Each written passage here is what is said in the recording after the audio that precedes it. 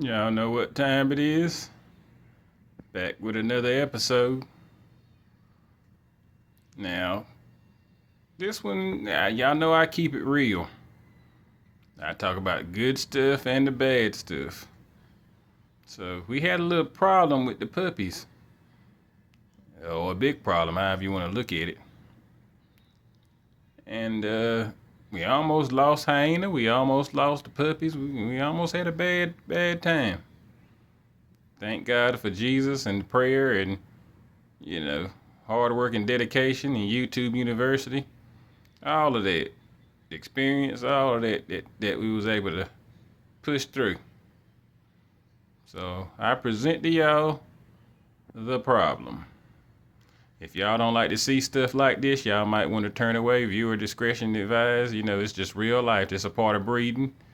Like I said, I ain't just always gonna show good stuff up here. I keep it real. I show stuff that don't happen so good too. So I present to you the problem. This big guy right here. Look at his head. Poor thing. His big head got stuck and blocked everything. He was the first puppy, and I almost lost everything. Pretty dog. Freaky colors. Silvery color, silvery brown color. He was gonna be a good dog. But he was super big. I don't know if the vitamins, I don't know what it is. I might not breeding again with Max, because Max is kind of big. He's probably like one of the biggest, besides his mama probably, but he might be about the size of her. But he bigger than Renell and Ray Jr. So I might have to breed them if I breed Hyena again, because I don't need no monster like him. So what happened? That big head had got stuck, and she couldn't get him out. And I knew it was some problems, because I was like, she keep trying to talk to me and tell me she having some problems. And I seen that placenta come out, that little ball come out, that little sac come out, and then it was like a bubble. It didn't have nothing in it, kinda.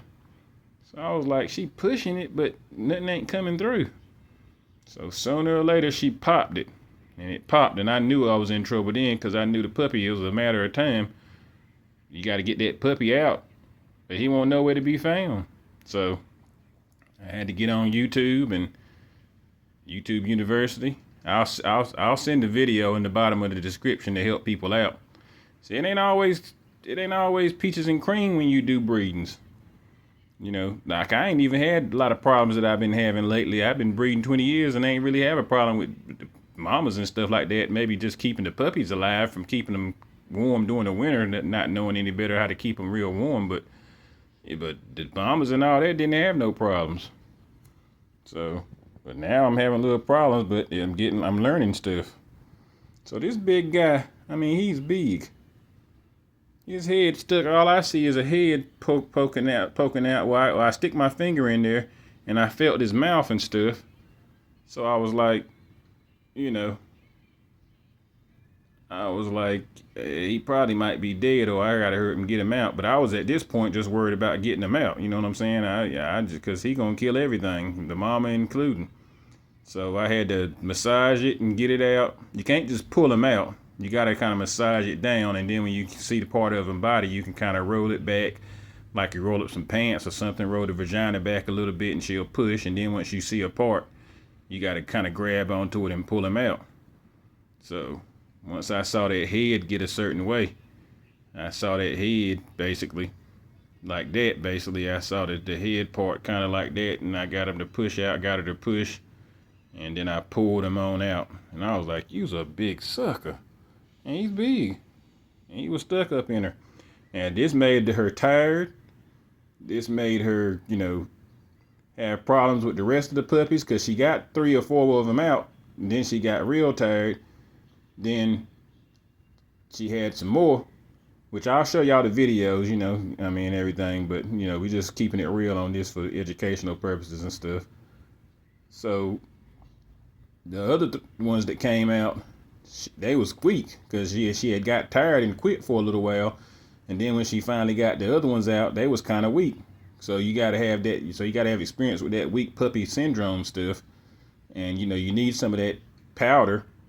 Mix it with some water and use a little syringe or something to drop in their mouth a little bit to kind of get them going because they got to stay hydrated and give them some liquid so they can go until they kind of bounce back.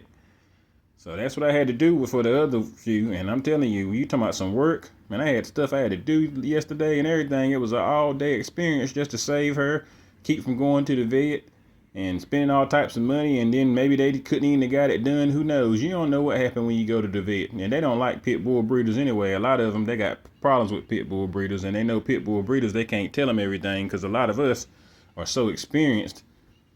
You know what I mean? Not all of them, but a lot of them are that they can't just tell us anything. You know what I mean? So you're better off going to YouTube University if you can and just learning what you can and doing it yourself because it's your dog and you taking care of her. Because I know she was trying to get him out and she just was having so much trouble, man. And she went up on me and was like, Daddy, help me. And, you know, I opened up the cage and let her out and put some pillows down and we had to get that thing done. And that's, you know, that's what it's all about, man. They like your kids. I told you now. You mean, when you take them to the vet, they like to take them away and you sit down and you don't know what they're doing back there. So, you know, then they charge you $500,000 or whatever. Oh, we got to have a C-section. Oh, we got, you see what I'm saying? Like, you don't even know what's the truth. So I got it done myself. So I'm about to bury the guy, but just want to show y'all how big he was and how pretty he was, but he might have messed up everything, po thing. But he, you know, he was going to be a pretty one. But yeah. Just want to give y'all the little story on that, man. It might have been a bad situation if it weren't for God and Jesus and prayer and spiritual, you know, spiritual powers and all that, you know. Yeah, we got it to make it. We made it happen. So I'll be giving y'all the videos of some stuff. Just want to give you the update on how it was going, and you know, everything ain't always peaches and cream. This is stuff you got to look forward to. Well, not look forward to, you got to look out for, you know, when happening. I mean, people have let their dogs have puppies, leave them outside, you know, leave them in the house. I've done it before. Never had no problems, but you never know, you know, especially when them smaller dogs breeding them bigger dogs, trying to make them smaller and stuff.